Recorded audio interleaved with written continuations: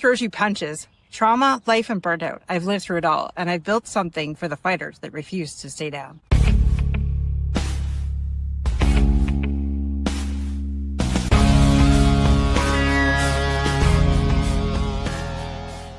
If you're ready to stop playing small and own your story, then this is where you belong.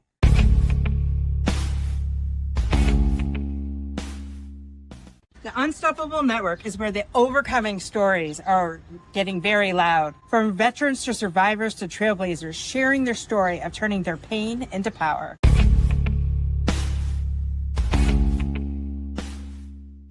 Welcome to the Unstoppable Network, where we turn your mess into a message.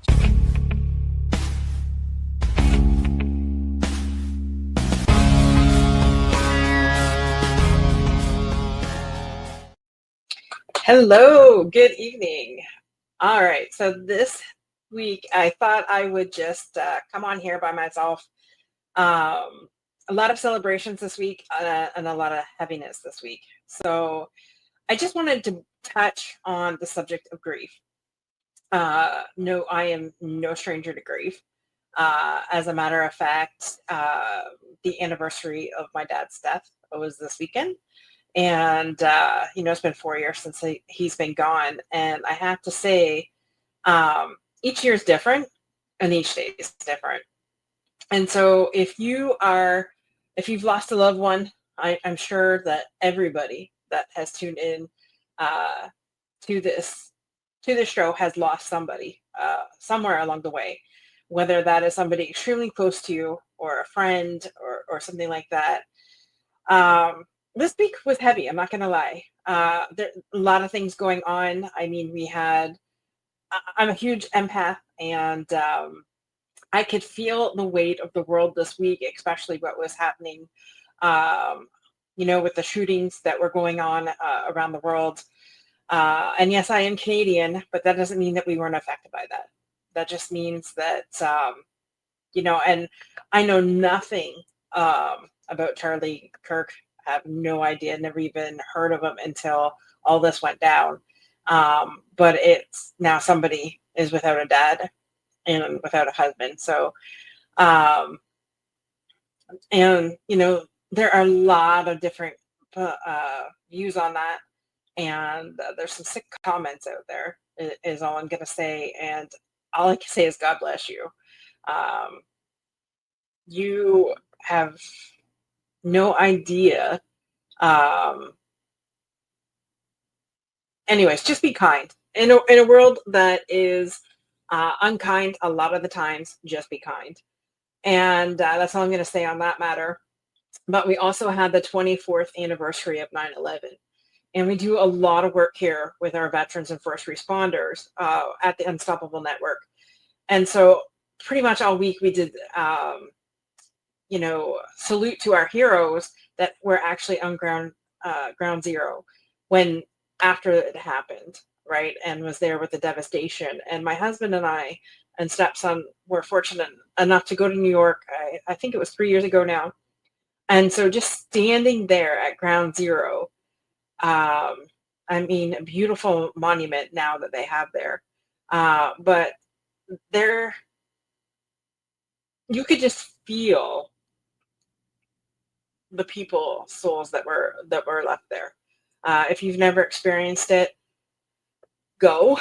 But still, the men and women that were there after that tragedy happened, they still relive that day in and day out. So the heaviness of that, a lot of grief with that, a lot of, what do you do with those feelings? And like I said, 4th anniversary of losing my dad. And I think we all have grief differently. And a lot of us feel that we can't feel those feelings, which I'm calling bullshit on. Because in order to get through those feelings, you really need to feel those feelings. And as somebody who completely shut herself off of feeling for decades, there was a lot going on in my life. I had a lot of loss in my life, especially at an extremely young age. And so it's always been something that I've dealt with. And, I mean, we all have lost somebody.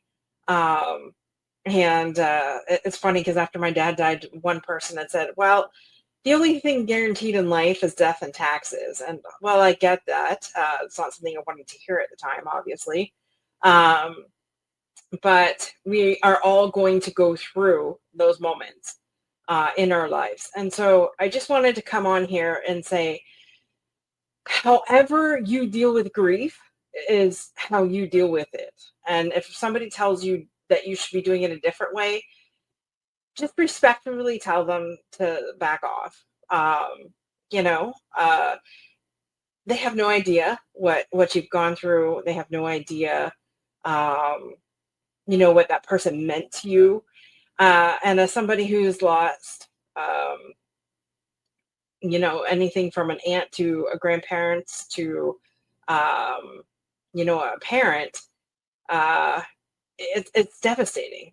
Um, and I think we do it in our own way. I know I portrayed that I had to be strong, especially when my dad died. And I have to say the different, in the last, I would say 5, 6 years, things have been a lot different. Before my dad got diagnosed with cancer, God had blessed me with an amazing tribe of women that did not let me stay stuck. Let me just tell you.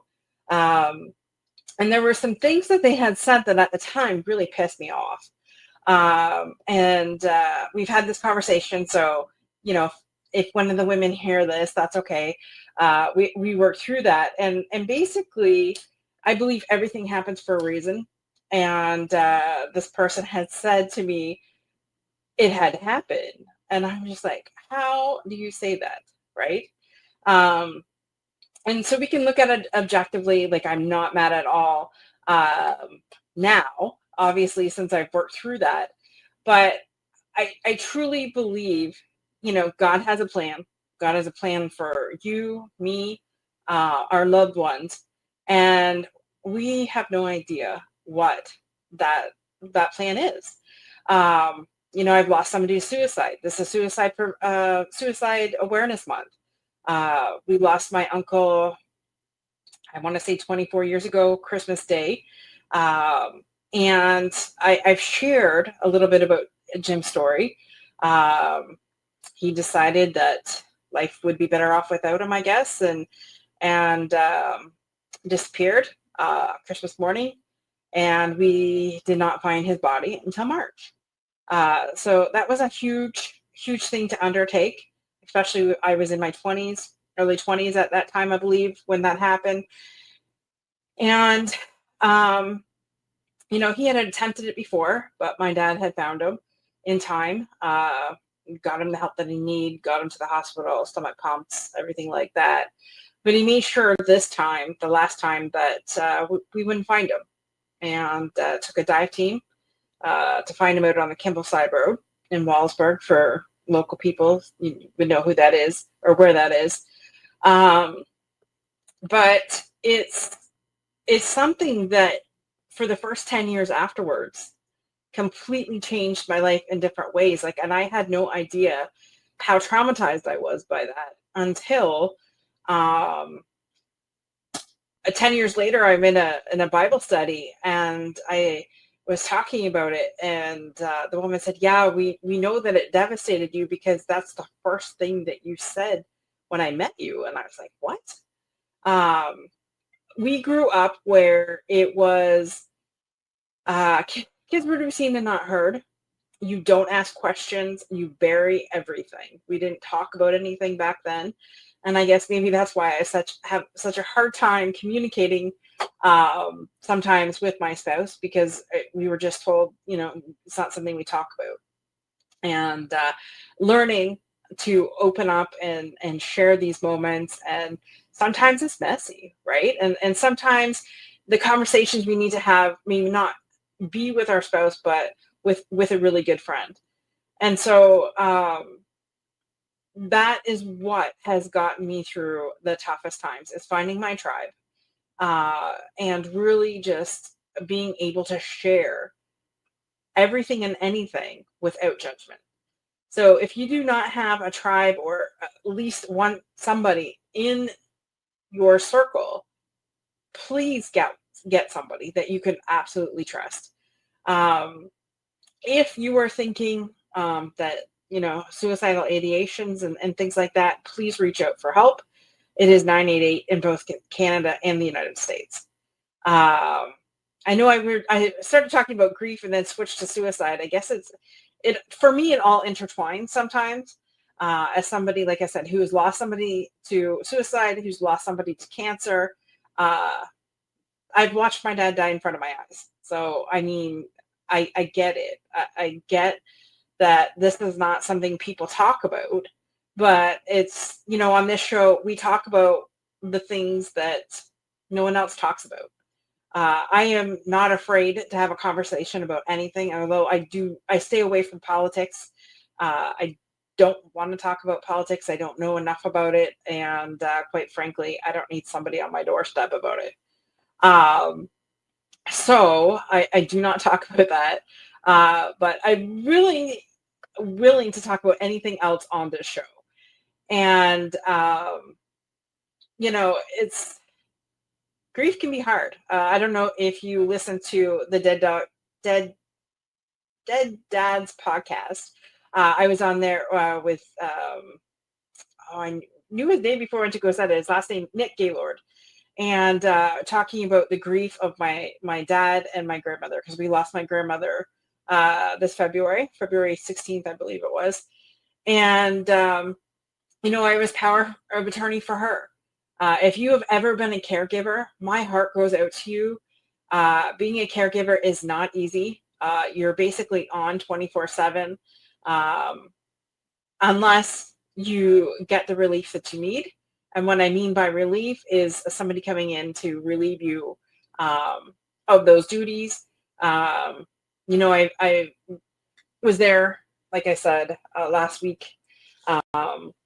4 years ago, my dad was dying at home.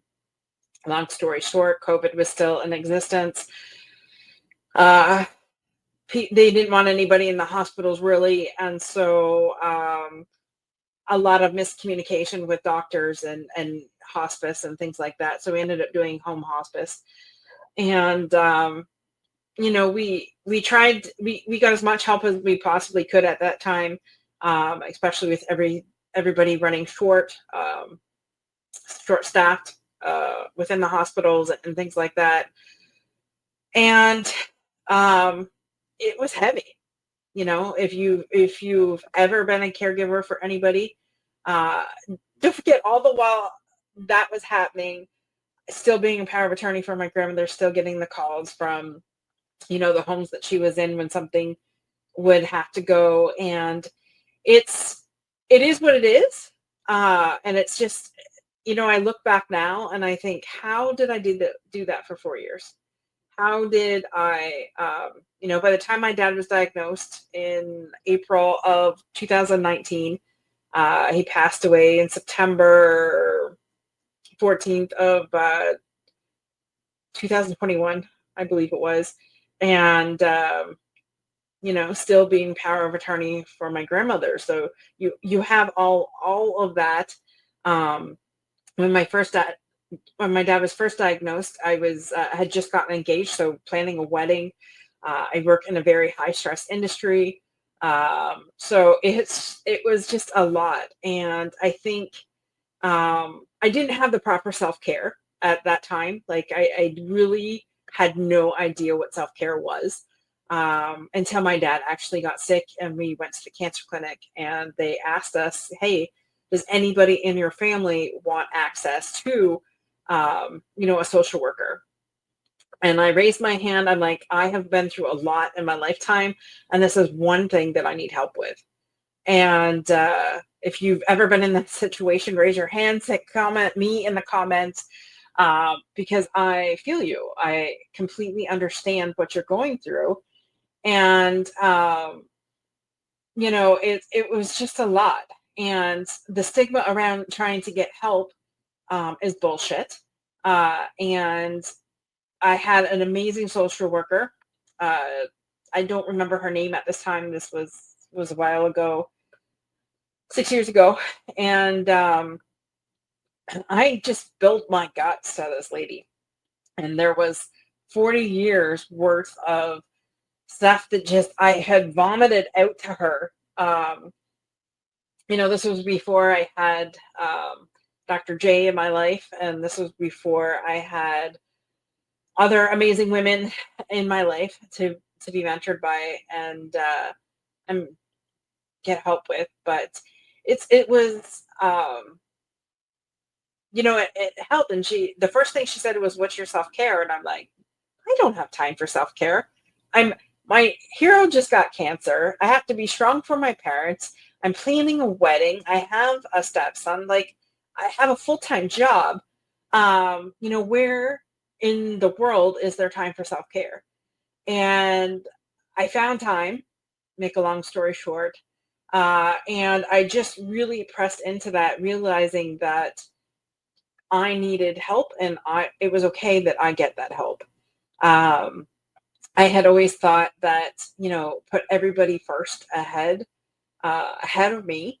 That is what we were taught when we were younger. I had a grandmother that said, take care of your man. So there was all these things going in my head at the same time, just really, really, really pressing into the fact that basically I was the last one to get the help that was needed. Um, and as somebody who everybody came to, Dorothy will help, Dorothy will fix it. I allowed that. Like, I allowed that for 45 years until I didn't allow it anymore. And now people are like, what the heck is happening here? Which is okay. I mean, it's a transition. And then me having to relearn that, wait a minute, if it's something that I truly don't want to do, why am I doing it? Just because it's my husband wants to do it, or just because my mom wants to do it, doesn't mean that I have to do it. But also being a stand for, listen, this is something I want to do, so I'm going to do it. And, case in points, like, I love swimming. I love water. I love being around water. My sign for the horoscope is Cancer. So we're like water babies. And after I met my husband, we've been together 8.5 years. For 8.5, 7 of those years, I guess, I didn't do that anymore. Like, I didn't go swimming, and I didn't do that. And finally this year I took a hard look, and I'm like, what is it that I need to do for me in order for me to get, to feel secure, to feel what I need, and for me to fill my cup up. And when my cup is filled, then that means that the rest of my family is being taken care of at a better, greater capacity, right? You can't pour from an empty cup. And I had poured from an empty cup for literally close to 40 years. So take it from me, if you're listening into this and you're like not taking care of yourself and you're not putting yourself first, that is something that you must do. Again, that's part of the grief journey. Like, sometimes we get so full of grief that we have no idea where to even turn. And, it's funny, I've had to turn inward the last 4 or 5 years, and it's made a complete difference. And sometimes it's not natural. It was never natural for me for that. But I'm becoming more and more and more natural with that. And what I mean by that is, I know that I have value, and I know that I have worth, and I know that I have to take care of myself, because no one else is going to do it. And for years, I just never even thought of that. So, allowing those things to come, allowing yourself the time that you need, reaching out to others, definitely, and whatever you need to do. I remember clear as day, I think my dad died in September. So the first Christmas I was in my car, I was driving home, I think from Walmart. And I was at the corner of the lights on Grand Marais. So if you've ever been in Windsor, you know where that is. So I'm coming down the road, and all of a sudden the song "We Wish You a Merry Christmas" came on, and I just started bawling. Because in my head, as soon as I heard that song, in my head I got a picture of my dad dancing, like his little shuffle dance, and I could see my dad doing that. Well, I pretty much lost my shit in the car. I was literally 2 minutes from home, and it was just like, wow. And that was, I had been fine before that song came on, and it was just like a trigger. It pulled me back into there, and I missed my dad so much at that point that it was overwhelming. And like I said, for decades, I was shut and suppressed those feelings off. Well, I allowed myself to feel that in that moment. And I'm like, it's just a moment. It will pass. You know, it's okay.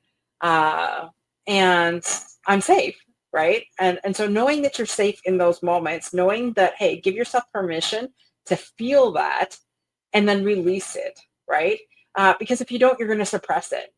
And like I said, I've done a lot and I say a lot, but there is still some things that I find myself suppressing. Um, Last week, like, was huge for me for healing because I, like, all the stuff bubbled up and I had the new moon and I said, hey, I'm going to, the one thing I wanted to release, I'm like, release what no longer serves me. Well, didn't I get my first half of the week was just so blown away by different things. And I realized I had to take a step back and I'm like, well, this is what you wanted. You wanted to release what was no longer serving you. So it all came up at that moment. So, it was no big surprise that I was feeling the things that I was. And so I asked myself the questions that needed to be asked, and just released all of that. Sometimes what I do is journal everything down, or even point form everything that comes to me that, you want to release it, have like a burning ceremony, or like just rip the hell out of it and get rid of it. Someone taking you off, write them a letter, right? And it could even be somebody that has passed away. You know, my dad was an amazing man, and he had some. He did the best that he knew with what he had and what my grandparents had taught him. And uh, there was some ideals that my dad had on how life should go that I don't agree with. Um, and but we were programmed, right? And we were programmed that was the way how things should be. And so I had to unprogram that. And we all have our beliefs. And I have a mentor, Kathleen Cameron, who says, you are under no obligation to be the same person you were even 5 minutes ago. So if something comes up from my subconscious and I'm like, well, wait a minute, I don't want to believe that. So I change that belief around and I'm no longer carrying that belief. But, you tell that to your parents, especially if you grew up in the generation that I grew up in, where kids to be seen and not heard, you just do as you're told. And if you don't, there's consequences, and don't cry because I'll give you something to cry about. That's the generation I grew up in. And so it was, that's how times were. And that is not how the times are now. And you can't bring your children up how you were raised, right? Funny because I asked my dad that COVID had hit. I was pretty much the only parent after a certain amount of time that could be at home with Brady, and so I was working from home for a bit, and he was getting frustrated. He was trying to not understanding what the teacher was saying, and I'm trying to work in my office, and he's in my office every 2 minutes, like, I need help with this. I'm like, ask your teacher because I have no idea. Like, I need to work. I'm here. And it was frustrating for all of us. And I said to my dad, I'm like, how the heck did you guys raise us? And he goes, it's different times. You can't raise a child the way we raised you. And that coming from my dad, that was like, whew, I'm like, seriously, well then how do you do it? Because that's the only way you taught me. And so I guess in those grief moments, just remember the good times. Just remember that, hey, how things were, um, whether good, bad, right, wrong, indifferent, just know that um, they did what the best with what they knew with what they had anyways, is what I would like to believe. And so, like I said, in those grief moments, just really press into how you're feeling, allow the emotions, and then just release them, bless and release them. Surround yourself with people that are absolutely truly amazing and will not let you give up. Reach out to another friend, like I said. Reach out to us. We're here to help you. And if life gets way too hard, just remember, do not make um, a long-term solution to a short-term problem. And I know that if you're feeling heavy, it feels like life is just taking you by the ass and shaking the shit out of you. Realize it's just a moment in time. Think of everything that you've gotten through over the last years that you've been on this planet. Think of everything that you've overcome. Think of everything that you've been unstoppable in that has gotten you to this moment, and realize that the moment is just a moment in time, and that you can get through anything in life. I believe in you. I believe in, I believe that you can do great things. I believe that with the right mentorship and the right um, programs and the right people, you can get through anything in life. And that has definitely taught me to be true. I mean, I found, like I said, I found my tribe before my dad got cancer, which has helped me through a lot over the last 6 years. Uh, Found some incredible people, led me to the veteran space, led me to other cancer survivors, led me to trailblazers, amazing business owners that are out there blazing a way for the rest of us. And um, I just want to say, just don't give up, right? It can be hard, but you're loved and you're mattered, right? You matter. Um, just think of, I know that, and I shared this a couple times, but there have been times in my life that things have been really dark. And I thankfully have two nephews that I absolutely love and adore. And I thank my brother all the time for giving me those two nephews.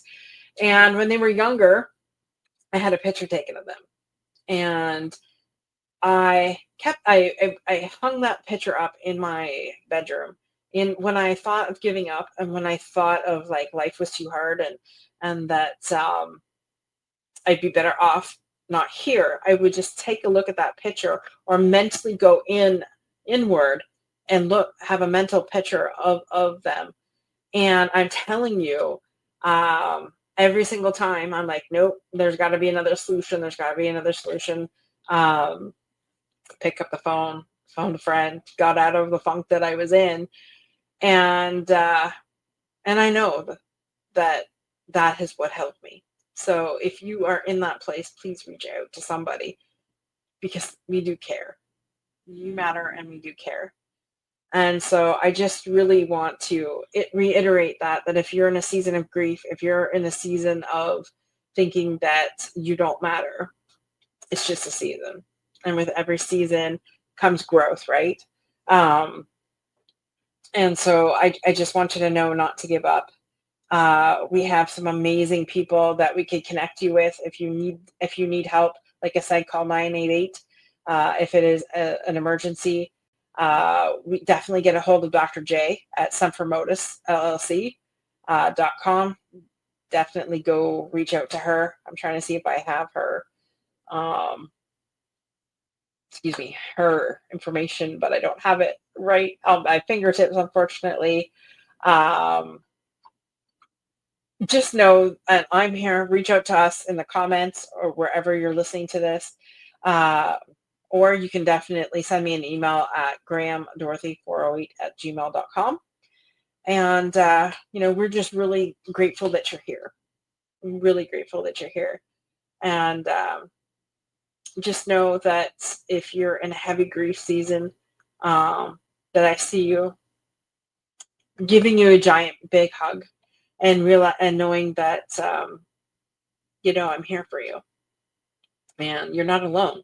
Um, that's why we started this initiative, I guess you could call it, the Unstoppable Network, because I wanted to make sure that people were never alone. And if you feel that it is heavy, just know that there's a couple resources that, sorry, I'm just trying to find them right now. I had them here on my desk, and then I cleaned off my desk. So 5 years ago, I wrote this book called The Overcomer: Facing Challenges with Faith and Courage. You can find it on Amazon. Just go look it up. And in here, I share my life story of overcoming bullying, abuse, low self-esteem, and my uncle's suicide. And then, finding my husband, finding the rainbow at the end of all that. Right. And so I wrote the book because I wanted people to know that, hey, you're never alone in your circumstances. And if I can get through this, so can you. I am no different than anybody else. I'm just a woman that refuses to give up. And that's the only difference. I just plain ordinary person that just refuses to give up. And then what I also did is I took the 7 steps that I used to get over all of that, and to overcome all of that. And I put the 7 steps in this. And of course, my dad's a Steelers fan. So anyways, the playbook is here, and that's also on Amazon as well. So, and I just want you to know that healing is like an onion. So it's layer by layer. And if you think that, oh, wait a minute, I got this, and you're doing well, and then all of a sudden something comes back up again. Well, that's because you're ready to advance to the next level. Life is not a straight line. Life is up and down. Life is what you make it. And in those moments, just realize, shit, I'm just leveling up. When you're going through something heavy, you're leveling up to get to the next version of you. And so just remember that. And so if you happen to get this book, and if you're interested, we will be starting a masterclass with this. I do some group coaching and things like that, and I've been asked to bring that back. So I will be bringing that back. So stay tuned for that. So anyways, just know that this is just a season. You may have to go over the steps a couple times, but they are all there for you. So both books are on Amazon. Please go check that out. If you're local and want a signed copy, let me know. Local meaning Windsor, Ontario.